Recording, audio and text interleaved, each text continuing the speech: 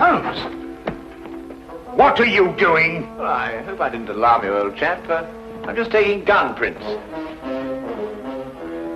This is the end. This time you've gone too far, Holmes. You can't turn this place into a shooting gallery. Gun prints. Have you ever seen a gun print? I've never even heard of a gun print. You'll kill somebody one of these days, Holmes. Parliament ought to pass a law against people like you. Well, of course, gun print's just the name I've given it. Actually, it's the marks on the bullet left by the rifling in the gun barrel. Ah! Yeah, would you like to look at these two bullets under the magnifying glass?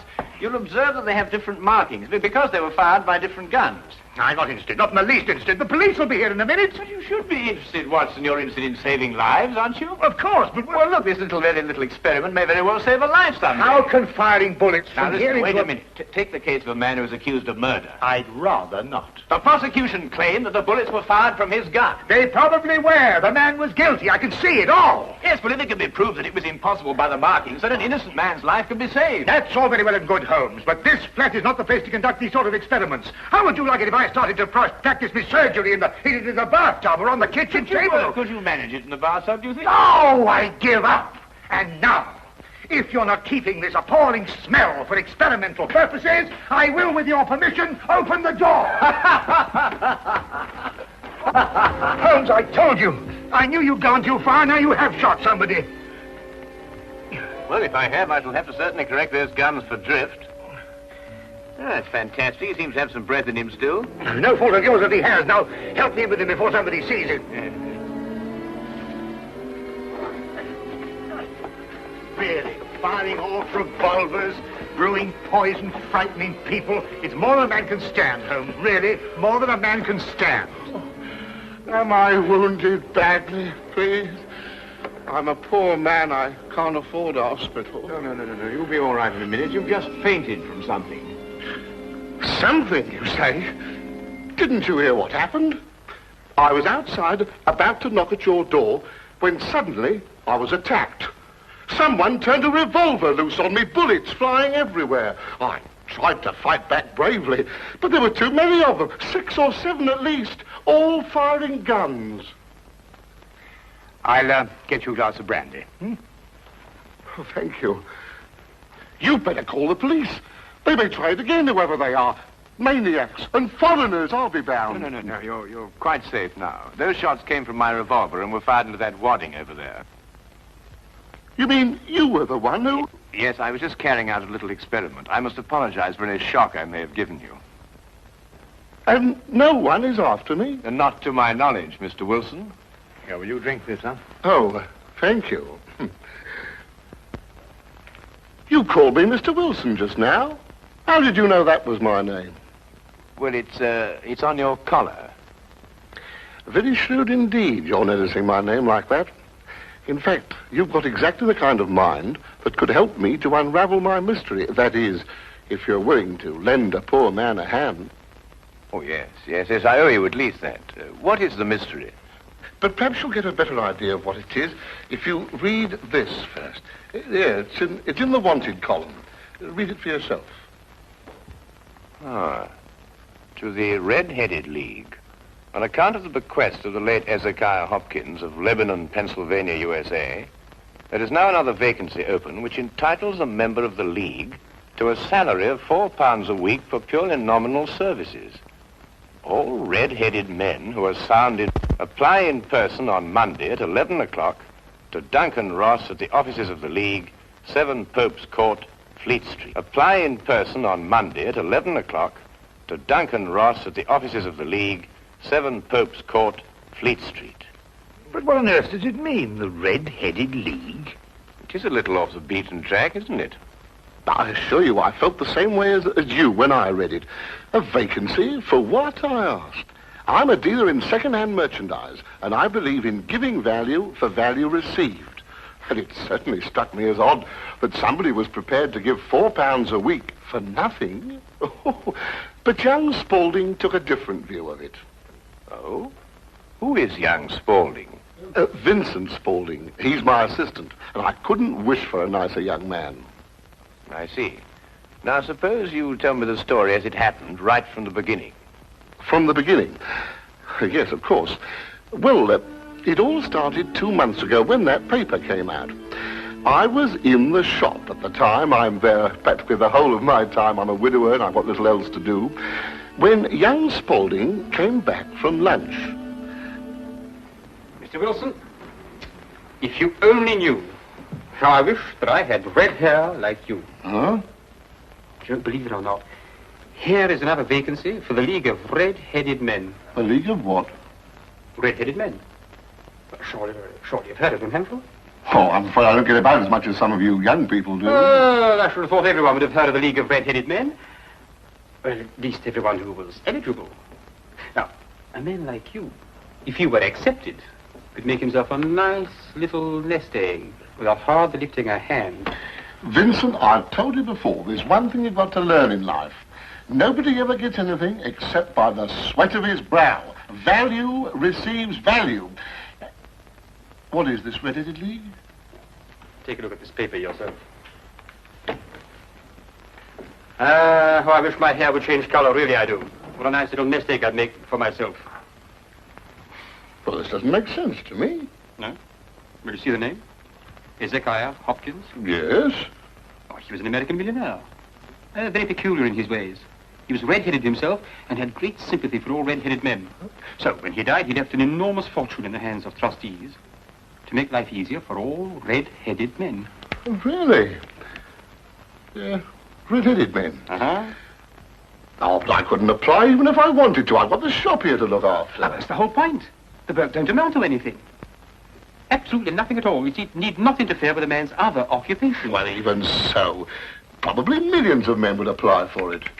No, this is limited to Londoners and to grown men. You see, this American started off from London and I suppose wanted to do the old town a good turn.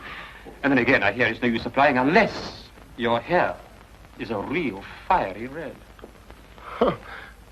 Do you think my hair is red enough? I've never seen any redder. I could use the money. There's all sorts of repairs I could do, and... Vincent, I'm going to investigate this league. Lock up the shop. You're coming with me. Yes, sir. You're right. It is fiery red, isn't it?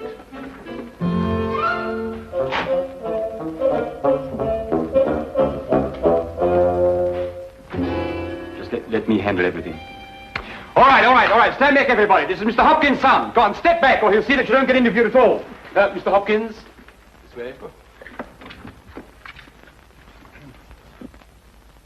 Thank you for applying, Mr. Everson. Your name will be kept on file, and in the event you are chosen to fill the vacancy, I'll get in touch with you immediately. Thank you, Mr. Ross. I do hope I win. My family and me could do with the money. We shall see what we shall see, Mr. Everson. Thank you so much.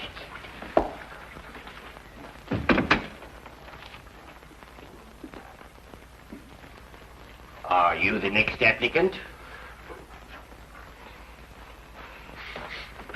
Yes, this is Mr. J.B.S. Wilson. Your search is over. He's willing to fill the vacancy. Will you sit down, Mr. Wilson?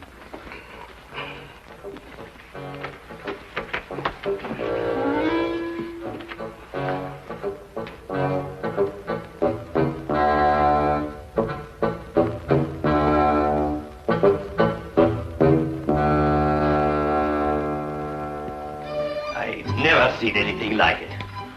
I told you, Mr. Wilson. It's extraordinary, beyond belief.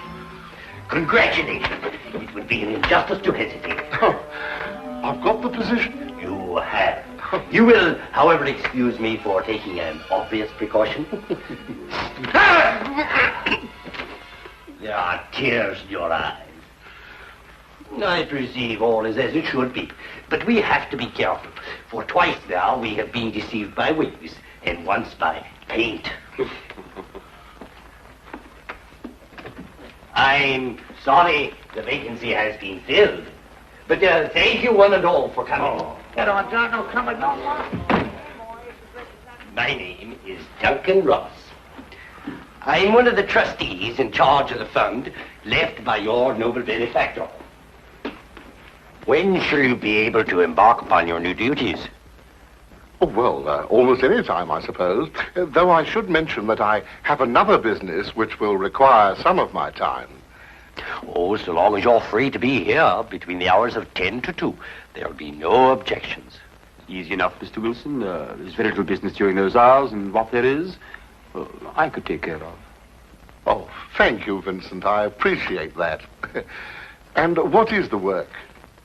Copying the encyclopedia. Oh. The Encyclopedia Britannica. You will provide your own pen, ink, and blotting paper, and copy it down word for word. Is that agreeable? Well, yes. Our only demand is that you remain in the office, or at least in building, during working hours. If you leave, you forfeit your position forever. The will is very clear from that point. Well, it's only 4 hours a day. I shouldn't think of leaving. No excuse will avail, neither sickness nor business or anything else. Here you must stay or lose your billet. I quite understand. Then, goodbye, Mr. Wilson. And again, let me congratulate you. Oh, thank you, sir. Thank you. The Encyclopedia Britannica. Oh, you'll do a wonderful job of it, Mr. Wilson. I'm sure you will.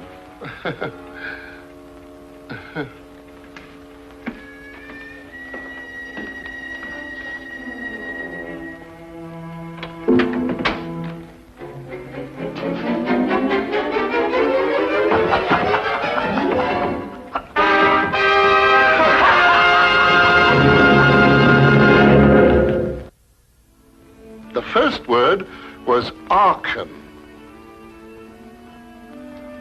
At the end of 8 weeks, I'd finished the A's and begun the B's. For this, Mr. Ross rewarded me every Saturday with 4 golden sovereigns. Yesterday morning, however, I got a staggering blow indeed.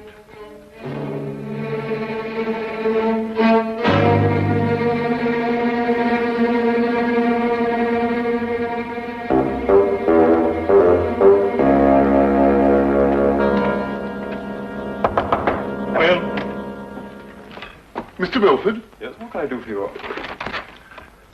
What's happened to Mr. Ross? Mr. Who? Mr. Ross! Duncan Ross! In office number 4. He's gone.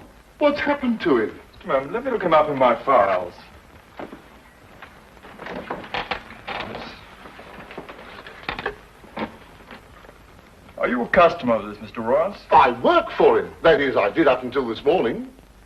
What did you do? I copied the encyclopedia. You copied? The Encyclopedia Britannica. Wouldn't it have been cheaper buying another encyclopedia rather than going to all the trouble of copying it? You don't understand. That's the work the Red-Headed League required me to do. Look here, my good man. If this is a joke, I fail to see the humor. If it isn't, it's my duty to inform you that office number 4 was rented temporarily to William Morris, an accountant. I never heard of Duncan Ross, nor the Red-Headed League in all my life, and I'm certain they never existed. I got the home address of William Morris, but when I arrived there, it turned out to be a factory making ladies' unmentionables. No one had ever heard of William Morris or Duncan Ross. My word, you really were on a wild goose chase, weren't you? After that, I didn't know quite what to do. The whole experience was so embarrassing, I could hardly make myself tell it to Spaulding. Then, quite naturally, you thought of me. Well, as I said before, I'm not a rich man. If I don't locate the League or find out what happened to them, I stand to lose £4 a week. You don't stand to lose anything, Mr. Wilson. You can't lose something you didn't possess in the first place. And the story is probably a pack of lies in any case. Holmes. And if it isn't, you've no reason to complain. You're 30 pounds richer by your experience, not to mention the invaluable knowledge you've gained on every subject under the letter A. If I were you, Mr. Wilson, I'd be quite grateful and forget about the whole affair. Good day to you, sir. Well, I hardly expected this kind of treatment. If you should discover a corpse at your second-hand shop in an old cello case, you're perfectly welcome to return. In the meantime, I have an experiment to conclude. I'm going to find out if firing a gun in a house is illegal. If it is, you can rely on me to report you. Holmes, what on earth persuaded you to behave like that? Yes, it was rather unseemly behavior, wasn't it, Watson? Right. But absolutely necessary, I assure you. But why? Well, if I told him I was willing to take on his case, he'd have probably given it away to the wrong party. Why burden him with the necessity of having to keep a secret? Then you mean you're going to take the case?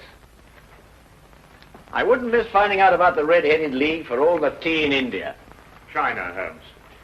Do you think it could be a prank, some sort of wild practical joke on Mr. Wilson? Well, at £4 a week for 8 weeks, the joke would be on someone else. It is a considerable sum, isn't it? The case, as I see it, breaks down into two whys. I think I know the first why, but the second why eludes me. Well, which is the why you know and which is the why you don't know? Well, why was the League formed? Now, that's obvious. To keep Wilson out of the shop a certain number of hours a day. But why is the why that I want to know? Well, why is the why that you want to... I see. You mean somebody tried to get Wilson out of his shop in order to steal something from him? No. The case is too elaborate to justify stealing from so small a shop as Wilson's.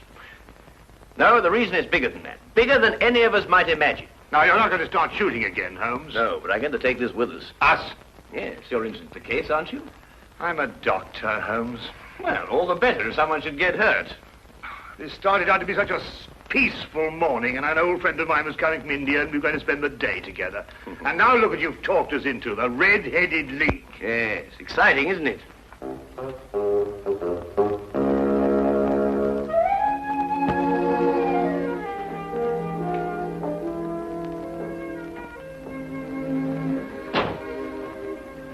Seems to be nobody here. I wonder where he could be. I'll be right with you, gentlemen.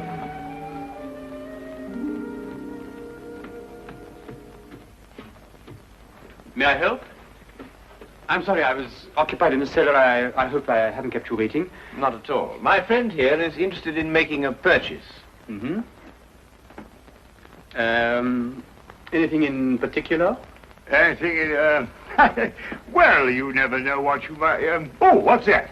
That? Yeah. That is a, oh, yes, this is fascinating. This is it's the essential part of the structure of a wild boar trap.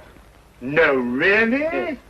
By Jove, a wild boar trap, eh? How very interesting. Now, and a very fine specimen as wild boar traps go. Yes, It is yes, oh, indeed. yes, Yes. a very fine. Oh, indeed, reminds me of my day. There we were, all lined out in a row, as far as the eye could see. Yes. Down the hill came the enemy, and the Battle of Royal Burnett was on. Yes, if you excuse me. There we were, outnumbered 112 to 1. That was from the count after the battle, as you understand. Yes. Charge, they shouted, as down the hill they came, the hordes of heathen, at 112 to 1. And from that moment I became a collector, and I've been a collector ever since. You understand that, of course. Oh, yes, but that is a quite perfectly natural reaction. It's 1 o'clock. It's 1 o'clock. What? Yes, 1 o'clock. Our engagement with the Colonel. Do you remember? The one who led you in the charge. Oh, of course, yes. Well, I hope you'll keep that for me, will you? Well, there's been a fearful run on wild boar traps lately, but I'll do my best. Thank you, thanks so much. Good afternoon. Well, what did you discover? The knees of Spaulding's trousers show considerable wear. What does that mean? That's a great deal. Let me have your stick for a minute. What are you doing? No time to explain now, but a considerable crime is in contemplation. And since today is Saturday, we may have some difficulty in preventing it. What kind of a crime? A bank robbery. What? Shh. Meet me at the side entrance of the Westminster County Bank at 10 o'clock sharp. Yes, is that the bank that's going to be... Yes. At 10 o'clock sharp, remember?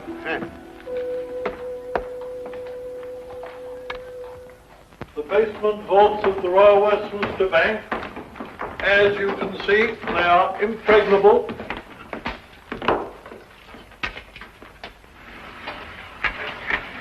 Why are you so sure that the bank's going to be robbed, Holmes? Because the knees of a man's trousers were badly worn.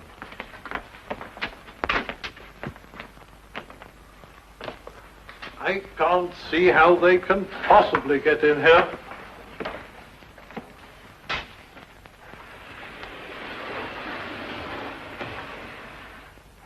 Is that the gold?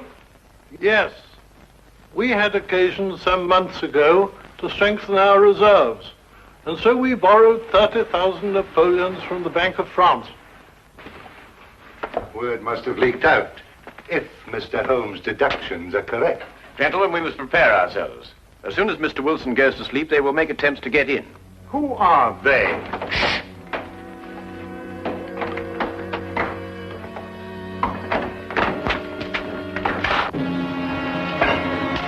Get back!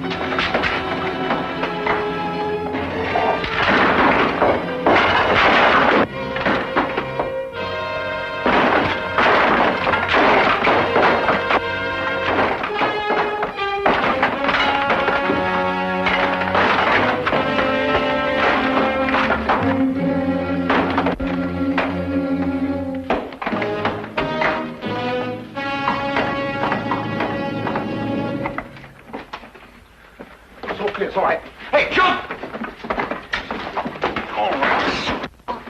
All right, Spaulding, your back-grabbing days are over. So I see.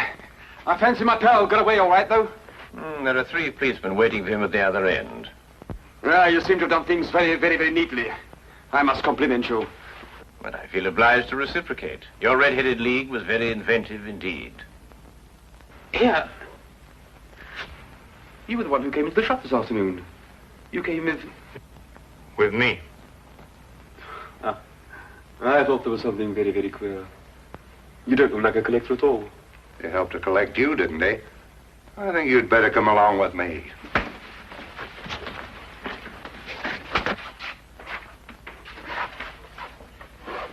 I don't know how the bank can repay you, Mr. Holmes. I've been more than amply repaid, Mr. Merriweather, by having one of the most unique experiences of my career. However, there is one thing you could do for me. Name it. Well, it's... Anything, Mr. Holmes. I'm a regular depositor at your bank, Mr. Merriweather, and I should be eternally grateful if you could do something about your pens. I've yet to find one of them that worked. Come along, Watson.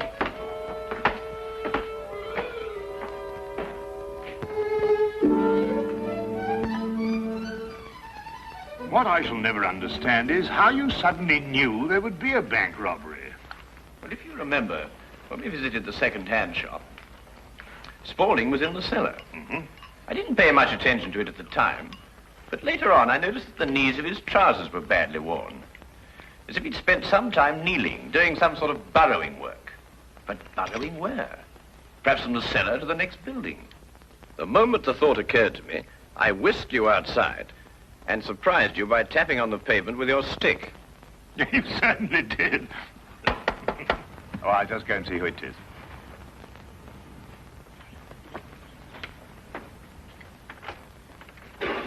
Hello, come on in, Inspector. Good evening, Dr. Watson. I hope it's not too late to make a call. Of course not. Come right on. Well, I saw the light was on, and I just thought I'd drop in. Ah, how are you, Inspector? Now, make yourself at home. Oh, Draw up a chair. Thank you very much indeed. Cup of tea? Yes, please. Well, by the time the newspapers come out with a report of your exploits tomorrow, Holmes, you'll be a hero. Oh, well, I shall try and remain humble through it all. Yes, the whole of London. Except, of course, Mr. Wilson. Unless I miss my guess, he wants me still to arrest you. Arrest me? What for? Well, he didn't like the way you treated him last night, you know. And then, of course, he complains that... Oh, no, it's too ridiculous. Still, I think you'd enjoy hearing about it.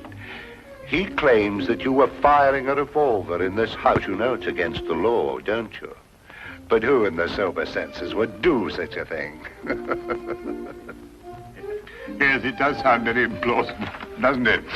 Yes, that's exactly what I told him. I mean, people just don't do things like that, do they? No.